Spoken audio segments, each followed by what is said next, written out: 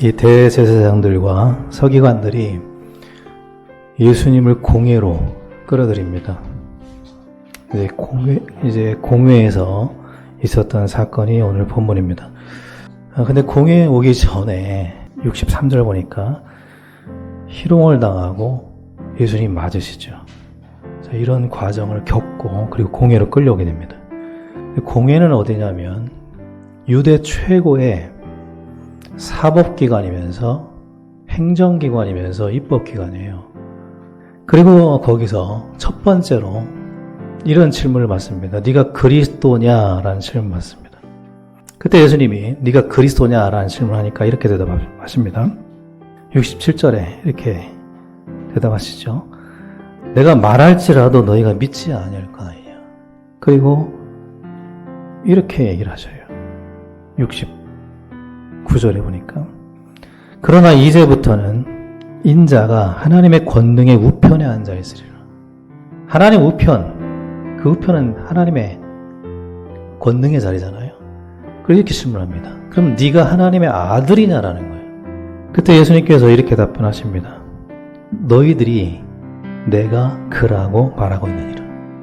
맞다는 얘기죠. 그래, 맞다. 나 하나님의 아들이다. 이렇게 대답을 한 겁니다. 어떻게 주님은 이런 분위기 속에서 이런 자리에서 저렇게 의연하게 끝까지 자기의 길을 가실 수 있을까? 누가 나를 인정하지 않을 때 굉장히 그거 괴로운 거거든요. 근데 예수님은 3년 내내 그것도 저 어떤 낮은 계층의 사람들에게 부정을 당한 게 아니라 사회적으로 가장 영향력 있는 지도자급들에게 부정을 당하십니다.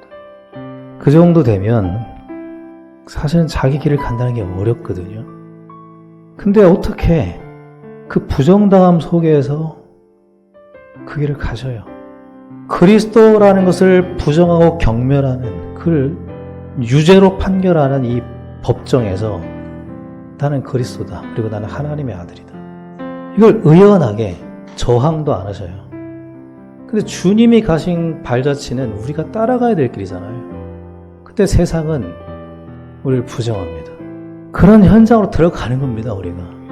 주님이 하셨던 그 모습 그대로 우리가 의연하게, 묵직하게 갈 길을 걸어가야 됩니다. 예수님은 자기 자신에 대한 확신이 분명했어요. 끊임없이 예수님을 부정하고 경멸하고 조롱하고 그리고 때리고 욕하고 그 속에서 자기에 대한 확신을 가지고 걸어갔다는 겁니다.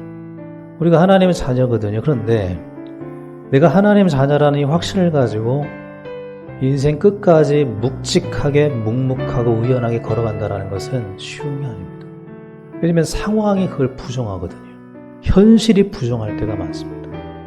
그 속에서 우리가 걸어가야 될 길은 뭡니까? 예수님의 길을 따라가는 거예요. 근데 성경은 결과나 현실을 가지고 나를 평가하는 게 아니라는 겁니다. 하나님은 그렇게 보지 않는데요.